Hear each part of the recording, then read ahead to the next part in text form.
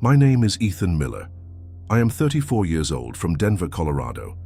I grew up fascinated by the idea that there are still monsters on the planet, creatures so large that science prefers to deny them because they would change everything we think about known species. Since I was a teenager, I consumed every forbidden documentary, every blurry footage that came out about giant snakes, prehistoric sharks, and animals that defy logic. When I saved up enough money, I decided that I didn't want to be just a spectator. I created my YouTube channel, Beyond the Frontier. It was small, but it had a loyal audience, people who are excited about extreme exploration, adventure, conspiracies, and secrets hidden by governments. The boldest trip would be this one, the Amazon, near the border between Brazil and Colombia. The goal was simple, but suicidal: to capture real footage of a legendary anaconda, one that locals say measures almost 10 meters. I traveled light, just waterproof backpacks, 2 GoPro cameras, a lightweight laptop, and my most advanced drone. In Manaus, I met a Colombian boatman named Javier, who agreed to take me up the river. He spoke a mix of Spanish and Portuguese, and he warned me several times, "If you really film what you're looking for, it'll be a problem. Not a jungle problem, a man's problem." At the time, I thought it was just superstition, or talk to scare foreigners. I had no idea. We traveled for days along the Japura River, into regions where there was hardly any human traffic, only isolated villages, suspicious people who watched us silently. The heat was unbearable, the air heavy, as if we were breathing liquid. Time seemed to stop. I was exhausted, but it excited me because it meant we were really entering the heart of the unknown.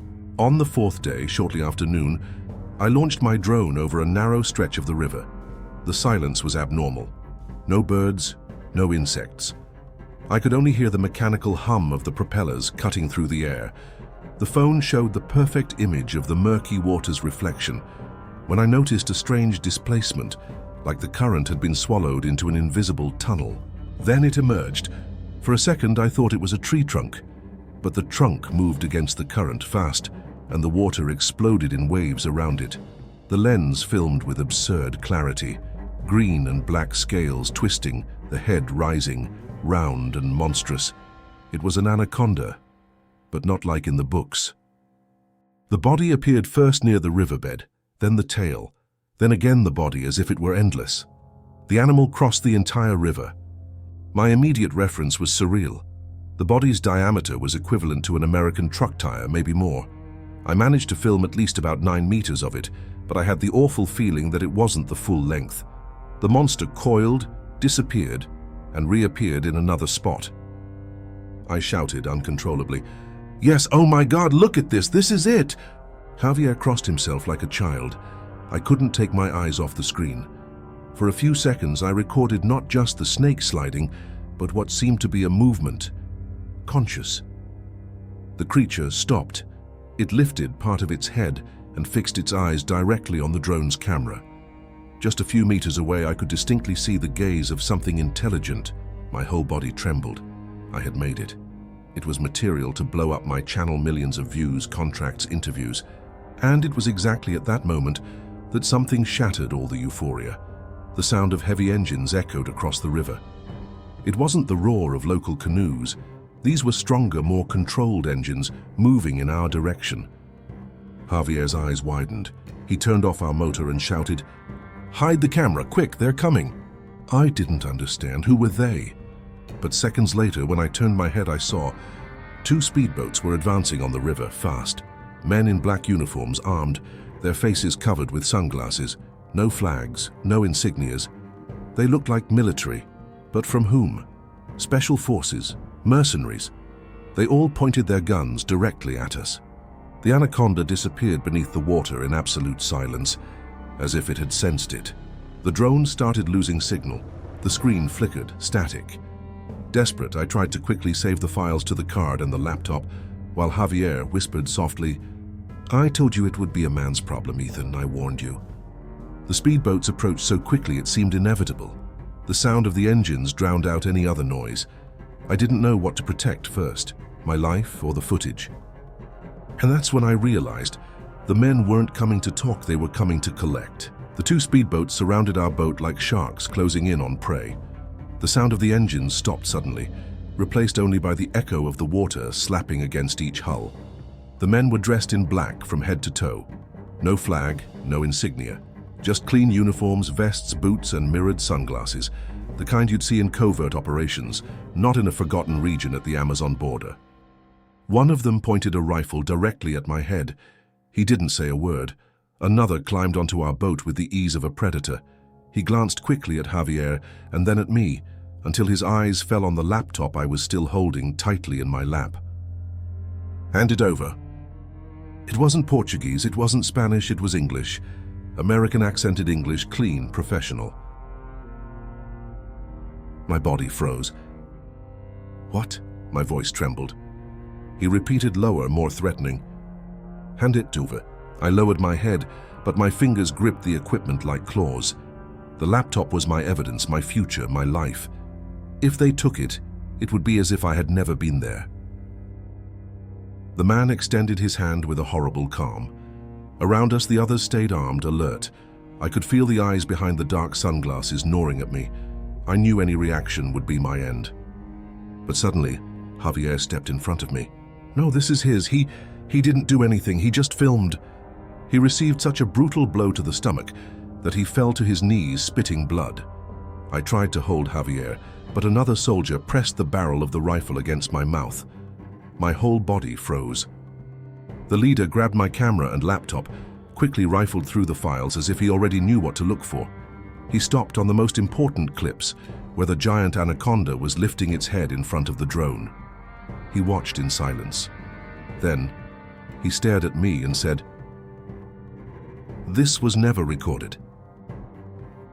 The soldier next to him activated a strange device, small, black, with a blinking red screen. He brought it close to the laptop and memory cards.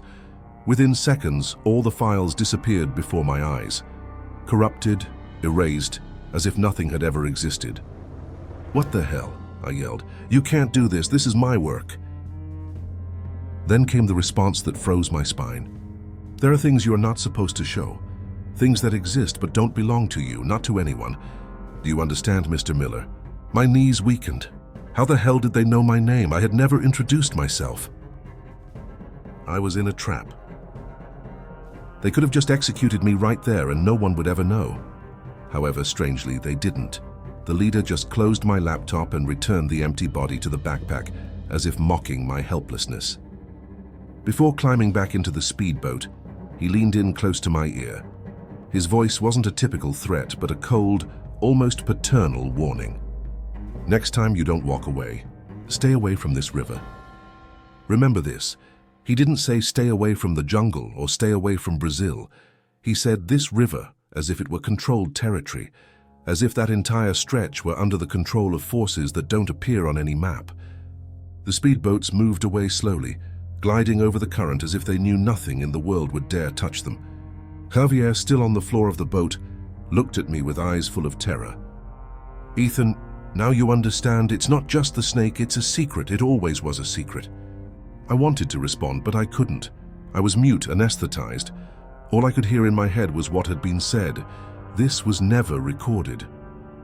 But I knew what I had seen, and by a miracle of panic, maybe there was still something hidden. When those bastards searched, they took the main files. But my drone, before being knocked out by the interference, had automatically synced a few seconds of footage to my phone via Wi-Fi. Some fragments. I just needed to reconnect and check. That night, hidden by the riverbank, trembling from fever and fear, I connected my phone. For a few seconds, I thought I wouldn't find anything, but there was a hidden folder marked as cache. Inside it, a short 3-second clip. It was the Anaconda, gigantic, sliding over the water like a living submarine, but the detail that cut my soul was something else. Behind it, in the river's reflection, I clearly saw one of the black speedboats already positioned. They knew. They waited for me to find it, as if the Anaconda wasn't just an animal, but part of something they were closely monitoring. It was the longest 48 hours of my life. After the encounter with the men in uniforms, Javier insisted we return immediately. "If we stay, we won't leave alive." I wanted to argue, but the truth was I didn't have the strength. Those black speedboats, the efficiency of the men, the disappearance of the files, all of it kept spinning in my mind like a suffocating echo. So we accepted the current back without looking back. But the feeling didn't pass. The whole time we had the impression of being watched. Sometimes I would wake up in the middle of the night and swear I saw flashlight reflections flickering between the trees along the riverbank. Javier said they were just fireflies. But they weren't fireflies. I know artificial light when I see it. The worst part was that the anaconda never left my thoughts. The brief fraction I managed to save on my phone haunted me every time I watched it. The colossal body, the scales gleaming like living metal, the camouflaged boat behind it. The question that tore me apart was, why were they guarding it? Keeping the creature a secret? Or worse, monitoring it as if it were theirs? We arrived at a small riverside village to rest, and that's when I noticed the second warning. I left my phone charging at an improvised outlet in the village bar. When I returned a few minutes later, the phone was on the table, unlocked. On the screen, there was only one phrase written in English in the Notes app. Ethan, stop before it's too late. My blood froze. No one in the village spoke English. It was too remote. Who had touched my phone? How did they know my name? I ran out, but I only found Javier tying nets. I showed him the screen. He turned pale, swallowed hard, and murmured, "They're already inside. They don't need to be close. They know everything." I tried to delete the message, but every time I turned the phone on, the phrase came back, like a digital scar that couldn't be removed. That night, while the muffled noise of frogs and insects filled the riverbank, I received a third warning, not electronic, human. A child from the village handed me a crumpled envelope without saying a word. Inside was only a printed photo, blurry, grainy but clear enough. In the image, Javier and I were inside the boat, exactly at the moment I was filming the anaconda. The angle was impossible. It was as if someone had taken the picture from within the jungle in silence, at the exact second we were recording. Written by hand on the back, "We are always watching." My heart seemed to jump out of my chest. I was being surrounded. There was no way to escape. I told Javier that I needed to go back to Manaus immediately, to catch the first flight to the US. He looked at me with pity, as if I were making the biggest mistake of my life. "Do you think you'll escape? Ethan, they travel before you." The way back was an even bigger nightmare. At different points along the river, I saw metallic reflections on the banks like rifle optics were aiming at our boat. No one fired, but I felt as if my body was already marked by thousands of invisible crosshairs. When I finally arrived in Manaus, I thought I was safe for a brief moment. The hustle and bustle of the city, the honking horns, the crowded markets, it seemed like a return to the real world. But as soon as I arrived at the hostel where I had reserved my room, I realized it was too late. At the front desk, the receptionist handed me the keys along with a damp envelope. "They left this for you, Mr. Miller."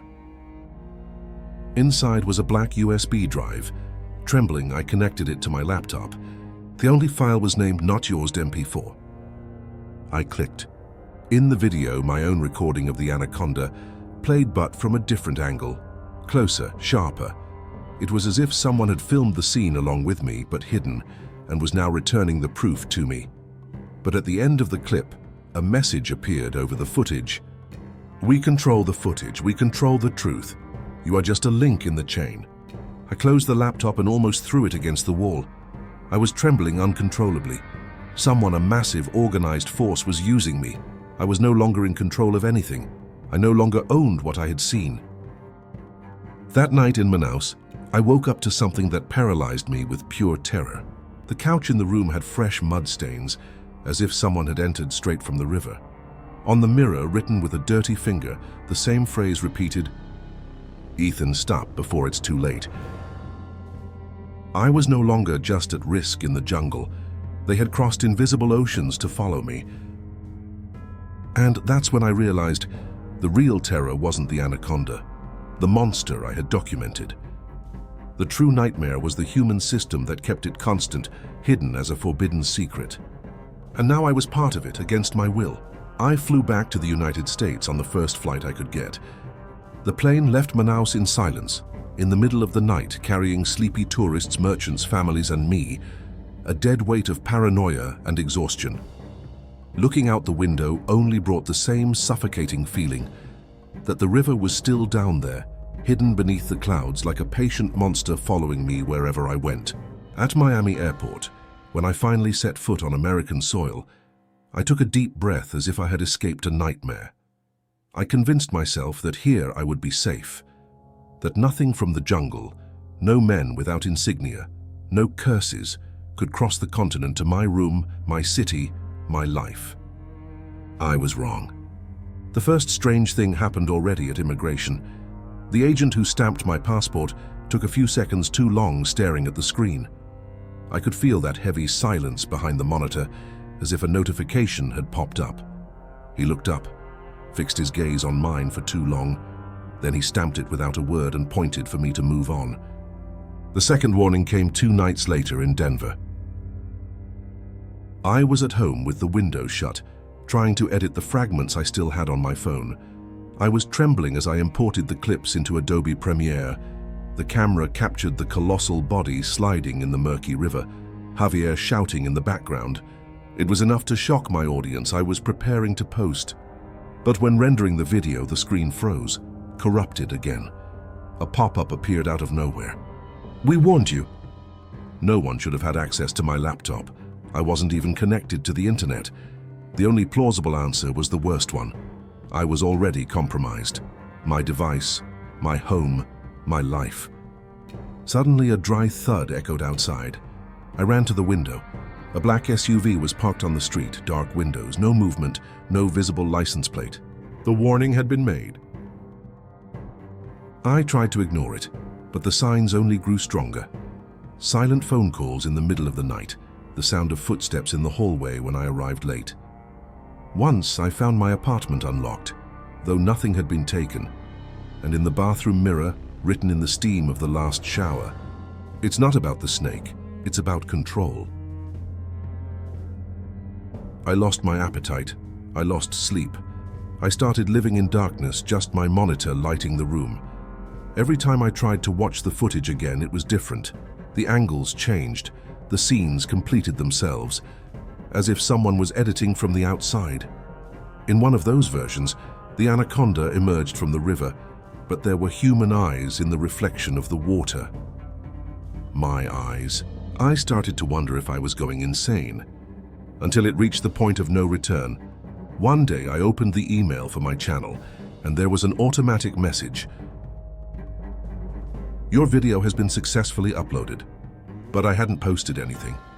I clicked on the link and nearly vomited. There was a public video with my name, my face, my voice, but filmed as if someone else had recorded every second of the expedition. The clip showed me narrating, smiling, while behind me, in the Amazon waters, the giant anaconda rose clearer, more monstrous than I had ever captured. The video exploded in seconds. Thousands of views, frantic comments, real-time shares. "Holy sh, this is real. Look at the size of that thing, OMG. Bro, this is gonna get deleted. Save it quick." But the most terrifying detail came at the end of the uploaded video, a scene I had never filmed. Never. It showed me sitting in my home in Denver, writing this account exactly as I am now. On the screen, superimposed in red letters, the final message: "Ethan Miller was warned. You are next." I knocked the laptop to the floor. My hands trembled so much I could barely breathe. I ran to the window. The black SUV was still there. The door opened slowly. A man stepped out, dark uniform, mirrored sunglasses. He smiled. He whispered something that passed through the closed glass, as if it were inside my mind. "The river never lets go." And I realized what it meant. I had never left the jungle. I had never left the river. It was here. It had always been. The ground around my bed began to seep, damp and cold, and I realized the water from the Amazon was flooding my apartment in Denver, as if reality and nightmare had collided. And in the black reflection, the familiar scales rose, and the eyes I would never forget. In the last second, I had the courage to look at the screen. My channel's live stream hit 1 million simultaneous viewers. Comments exploded.